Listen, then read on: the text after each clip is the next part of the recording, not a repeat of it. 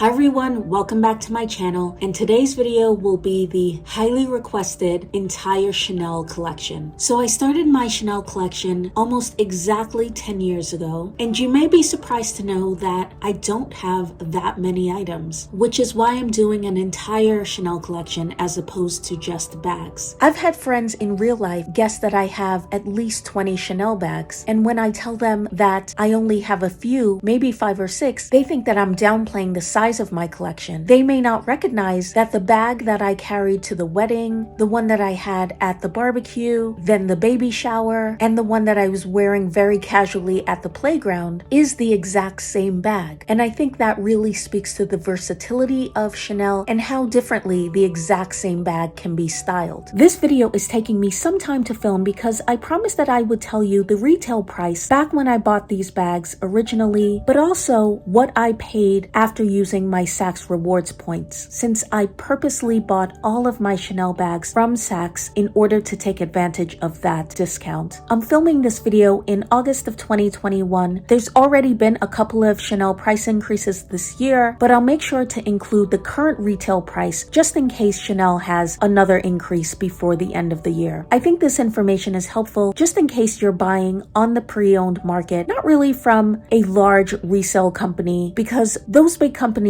have a lot of overhead, employees, brick and mortar stores, in-house authenticators, etc. So you're also paying for the security of buying a pre-owned bag from a large company. But I do think if you're buying pre-owned from eBay or Tradesy or Poshmark, it is helpful to know what the retail prices were back then. And also, if your seller said they purchased a bag from Saks or Bloomingdale's, they likely got a significant discount on the bag. So you can take that into consideration when determining what a fair offer would be. Of course, you'd have to consider what the market for these bags are currently. So although you can still use Saks rewards points on Chanel bags that are sold in the Chanel stores located inside Saks Fifth Avenue, because the bags are so expensive now and they've taken away so many of the rewards incentives at Saks, the double points, the triple points, the bonus points, so the major discounts that you could have gotten at department stores 10 years ago really no longer exist. Okay, let's get started with shoes and accessories. I only have one pair of Chanel shoes. It's the classic Ballerinas. I'll insert a picture of it here. I'm not going to show them to you. They are not in the best condition. I've had them repaired a couple of times. All I'll say about them is that the soft lambskin of Chanel Ballerinas were not meant for New York City streets, so I pretty much tore those shoes up. I'll insert a picture of what just the back of the shoes look like when I last took them to the cobbler. But you all know what Chanel Ballerinas look like. I'm not going to show those shoes. So let's go through the accessories really quickly. I don't own many. Let's start with the necklaces. I have 2 Chanel necklaces. This is the first one. I'm not sure they're still packaged like this, but this is how they used to be packaged. It's the classic Chanel pearls. It's a long strand of pearls, faux pearls of course, with 2 pearl CCs. I'm not sure how much it is now. I paid $850 and I think I used about $300 or $400 in Saks rewards, so I didn't pay over $500 for this necklace. I've had it repaired a couple of times. The pearls have fallen out. Chanel charged me I think $85 to repair this. I was so upset. The saving grace was once I paid for that repair, they said I didn't need to pay for further repairs. So I was at work one day and this got hooked onto something and the entire necklace got ripped from my neck and pearls went flying everywhere. I had to crawl around on the floor and gather up all of the individual pearls, took it to Chanel. They restranded it for me, and because I had paid that fee previously, I didn't get charged for that. So is it worth it? Of course you could buy real pearls for the $500 that I paid for it, or the $850 that it was full price, but I will say that there is just a little something that these little CCs add to an outfit that you just don't get with regular pearls. I would often layer this with real pearls in order to have multiple strands, and that's a really great, very Coco Chanel look. So this was my first Chanel accessory. Next is another set of Chanel pearls. This is a longer necklace with silver crystal CCs. Again, some of the crystals have fallen out. I did argue with the manager at Chanel and they ended up repairing them for free. I truly believe that this issue with stones or pearls falling out of their costume jewelry seems to be a really common, almost universal issue at this point, and they should not charge for this. The other necklace that you saw along with this one, I have worn tons over the years. I believe this necklace was $1,100 or $1,300. I didn't use very many Saks Rewards points on this. Maybe I used a couple of $100, but I really do love these necklaces and use them a lot.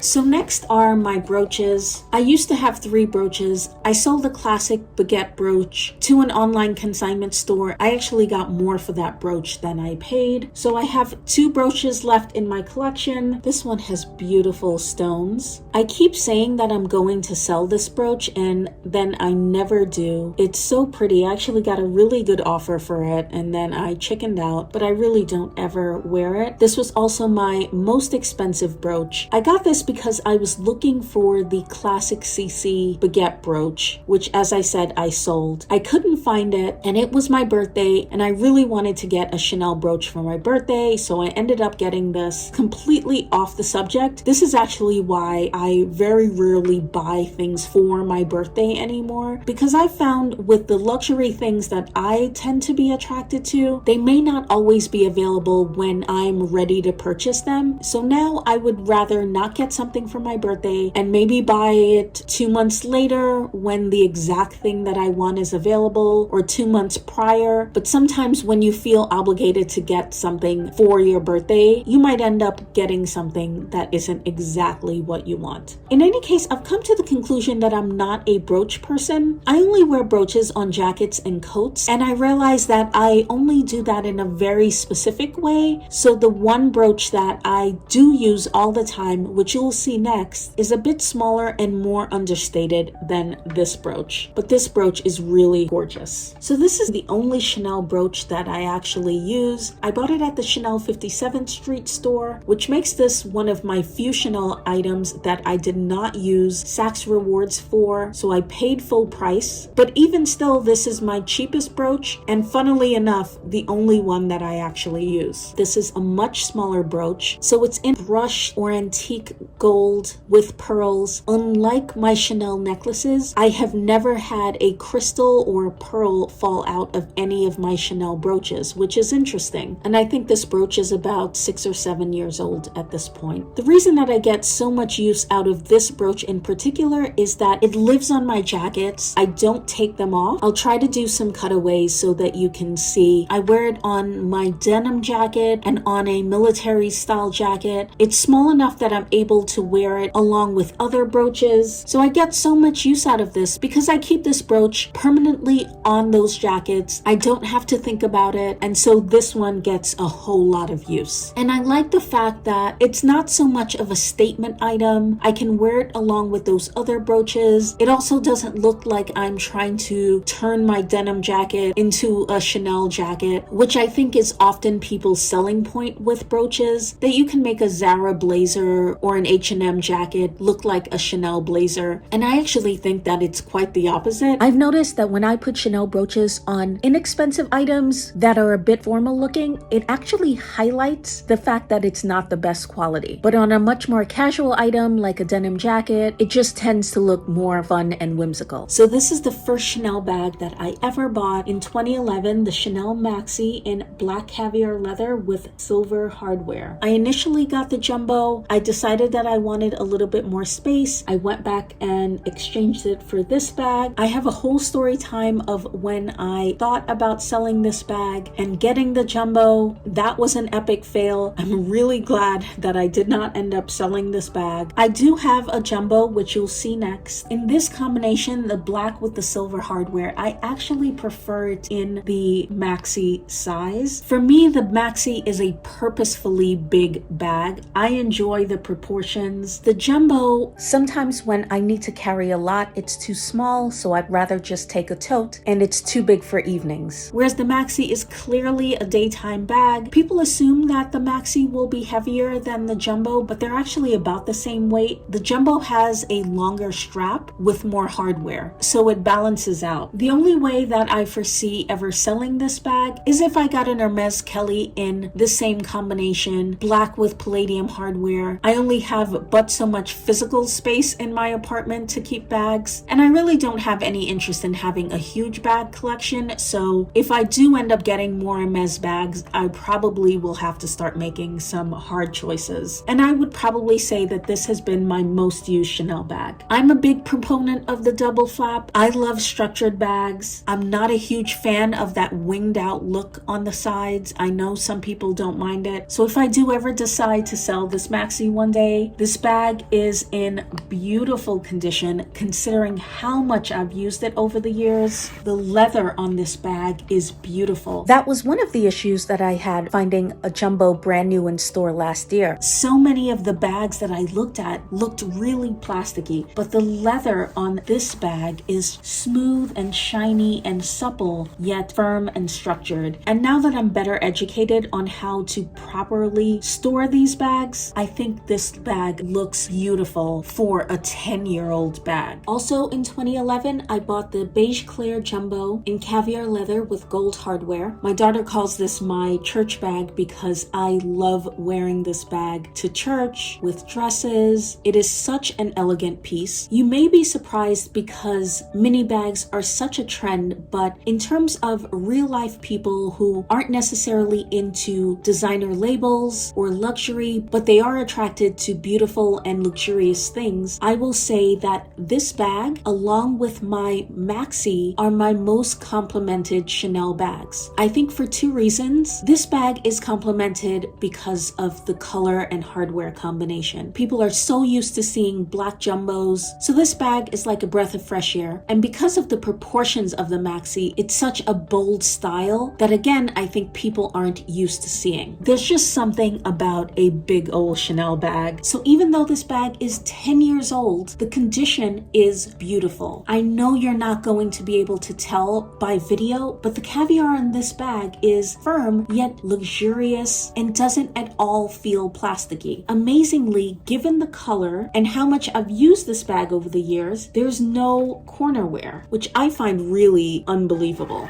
A lot of bags get creasing here, but I'm not sure you can tell. There's no creasing. The only real sign of wear is where this zipper inadvertently dents the inner flap, but that's to be expected. Such a beautiful bag. I don't think I've ever told this story on YouTube, but I bought this bag at the end of 2011. I could not find a beige clear jumbo in the New York Saks Fifth Avenue. I'm sure they had it at the Chanel flagship on 57th Street, but as I've told you many times, I only buy Chanel from Saks in order to get the discount, and the discounts you could get for Chanel back then were really good. So I had a bunch of points from buying my maxi, and I really did not want to pay over $4,000 for this bag. But for me, $4,000 was just too much to spend on a Chanel jumbo, which is laughable saying that now. So I was determined to find it at Saks. So I called around and eventually I found it at a Saks Fifth Avenue out of state, and I got it sent to my house, and the bag was clearly used. Inside, where the Chanel Made in stamp is in gold, was chipping on that bag. There was a scratch on the inner flap. The corners also seemed a little dirty. In any case, it was clear to me that this bag was used. I called the SA who did the phone order for me, who assured me that this was a brand new bag straight from the warehouse. She has no idea what I'm talking about, but I was clearly a novice, and if I returned, it was only because I changed my mind because this bag was not used. So she was giving me a really hard time about accepting this return until I was looking through the packaging from this bag and I found the card. This isn't the card for this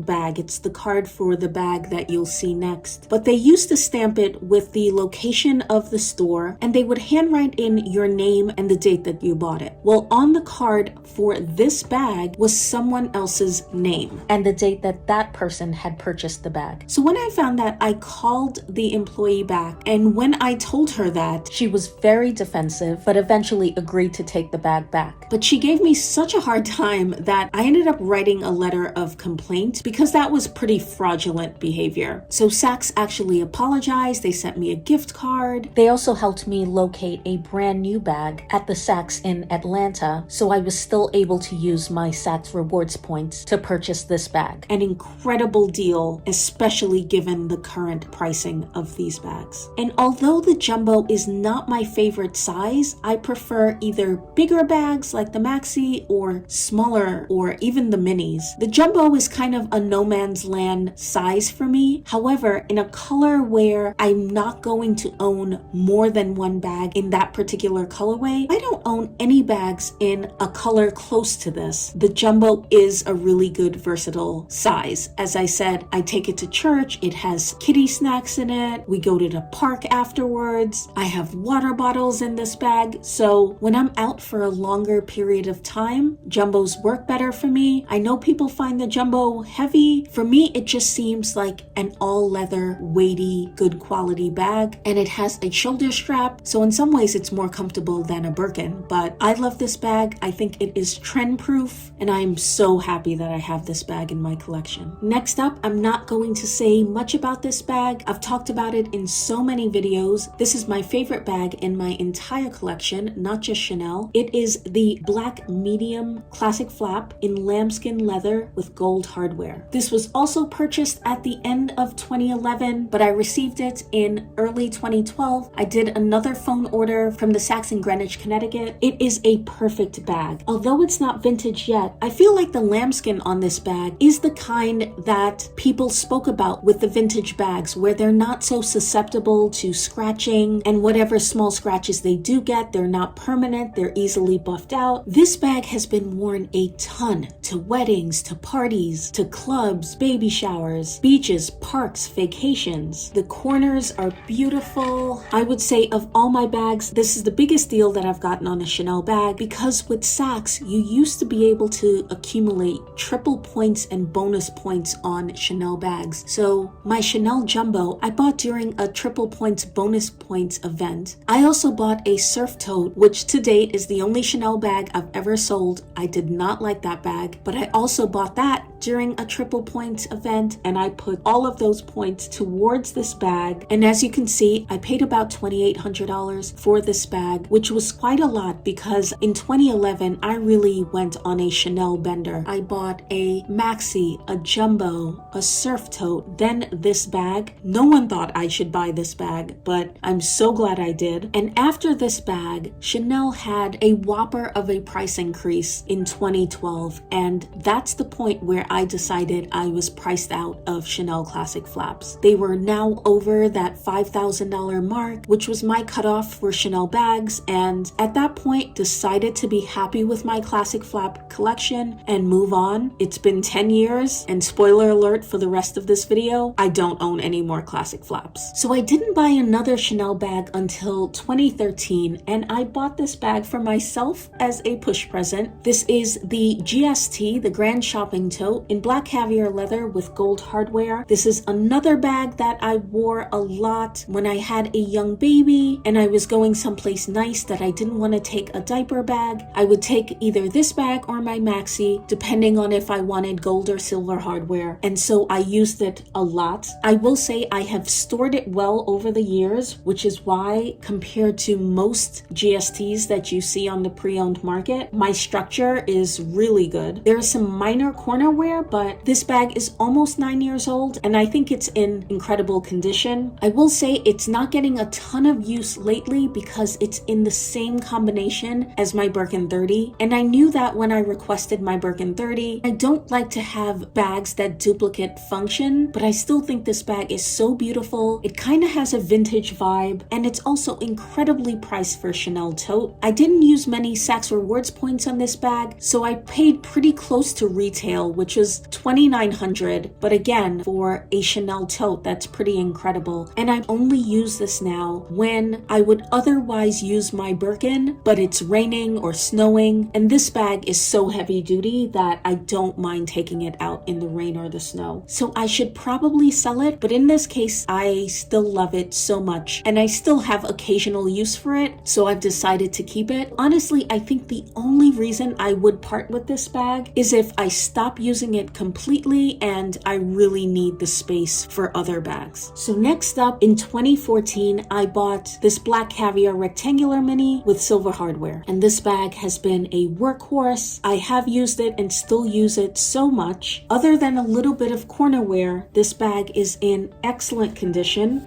I keep it stuffed with a little tiny Louis Vuitton pillow that I got when I bought my niece BB. That is quite possibly the bougiest sentence ever said. I stuff my Chanel bag with a Louis Vuitton pillow. Just like with the classic flaps, it's kind of unbelievable what's happened with the price of Chanel minis. I found it very hard back in the day to pay the $2,400 for this bag. So I used all of my Saks Rewards points and got this bag for $19.75. I don't own any Chanel wallets, but I imagine that may be close to the price of a Chanel wallet today. But the Chanel rectangular minis are so worth the price. I got really sick of the Chanel price increases after this bag, and believe it or not, I did not buy another Chanel bag for 7 years. I made a whole video about that. So I would say the one Chanel bag that got away was the 14C dark red caviar mini with silver hardware. I didn't get that bag because I, at that time, was committed to buying one bag per year. And then after that, Chanel prices kind of went crazy. And I didn't go into Chanel stores. I didn't look at their collections. When I finally decided I wanted a red Chanel mini, I could not find a color that was close to that 2014 red until 2020 when I bought the last bag in my collection. And that is the 20B dark red lambskin rectangular mini with silver hardware. So this red was as close as I could get to that 2014 red. It is in lambskin. I will be very honest with you. This lambskin is not the same as the lambskin on my 2011 classic flap. It is worlds apart, but that's a whole other video. However, I was so happy to finally get this red color. I was horrified by the price of minis. This was $3,800. I used all of the Saks Rewards points that I'd accumulated that year, so I paid about $2,700 for this bag, which was about $800 more than I paid for the same bag a few years prior. So that kind of hurt, but I'm so glad that I got my perfect red. So that's my entire Chanel collection. I know it's relatively small, especially considering that I've been collecting Chanel for over 10 years. A lot has changed since I filmed this video in August. Chanel had a major price increase in November 2021, which angered so many people. So I wanted to film a little addendum to this video. I think my collection is reflective of someone who started and stopped buying Chanel quite some time ago. I'm also not someone that does a lot of buying and selling. In 10 years, I've only sold one Chanel bag and one brooch. I'm a huge fan of handbag collection videos. I love those where people have had their bags for many, many years and they treasure them and use them. And that's the kind of handbag collector that I am. But I also really enjoy collections from people who do a lot of buying and selling, so they always have the latest fun and trendy bags, or some combination of both. So I enjoy watching all different types of collection videos. I decided many years ago that I needed to have some limits in terms of how many bags I could reasonably use, but also about Chanel pricing. And for me, $5,000 was the most that I decided that I was comfortable to pay for any Chanel bag, including the classics. And as we all know, Chanel passed that threshold a long time ago. After I bought all of my classic flaps in 2011, the writing was on the wall. Chanel would keep going up with these prices. So rather than continuously feeling frustrated with the brand or continuing to buy, but still feeling resentful of the price or not feeling like the bag was quite worth it, I just decided to stop buying Chanel classic flaps, or any bag really that exceeded that threshold. So you may notice that I don't have any of the newer styles released in the last 10 years. I made a video about why I haven't bought any of those bags, but I just want to clarify what I'm saying. I think the threshold is different for everyone, and it really depends on when you started buying Chanel bags. So I can't say that buying a Chanel bag, especially a classic flap, is not worth it, or you shouldn't buy one brand new in store, because the truth is I would absolutely buy a brand new classic flap if I didn't already own one, but it would probably be just one or two and not a whole collection of bags because of the pricing. assuming that the quality is good, because if you've seen my last couple of Chanel videos, you'll know that I had an even bigger issue with quality than I had with pricing. I think it's very easy for someone who basically has most or all of the bags that they already want to say that they wouldn't buy Chanel bags at these prices. These bags aren't worth it. They wouldn't buy Chanel brand new in store, because whether or not something is worth it is all relative. I'm sure that there are people who bought Birkins and Kellys back when they were $3,000 or $4,000 who think that it's ludicrous that I'm buying at today's prices. But just to give you some perspective as to why it's so hard for people like me who bought Chanel bags, especially the classic flaps, 10 plus years ago, to buy classic flaps now, let's do some comparisons and a little bit of handbag math. After using my discounts from Saks and all of my rewards points, if you added up the price that I paid for all of these items back then, my beige clear jumbo classic flap, my black medium lambskin classic flap, my black caviar rectangular mini flap, plus my classic pearl necklace and a brooch, all of that still costs less than the current retail price of the maxi classic flap. I don't know about you, but I find that astounding. For those of us that don't have unlimited disposable income, it is very hard to pay these prices for the exact same bag and what some might argue are lower quality components. Let's do a couple more comparisons. If I were to buy these two items today in the store at retail, my Chanel Jumbo costs more than my Hermes Kelly 25 Retourné. And for my European friends, a Chanel Medium Large now costs exactly the same as a Birkin 30, 7,800 euros. So I'd love to hear what you guys think of my Chanel collection, but I'm also really curious as to what you guys think of the brand currently. I don't really have anything from Chanel on my wish list, but I'm really curious to know what, if anything, is on your Chanel wish list. Are you guys still buying Chanel? So let's chat more in the comments. Thank you so much for watching this video. I have a really exciting Hermes unboxing up next. You do not want to miss that. Please subscribe to my channel. That would make my day, and I'll see you in the next video. Bye bye.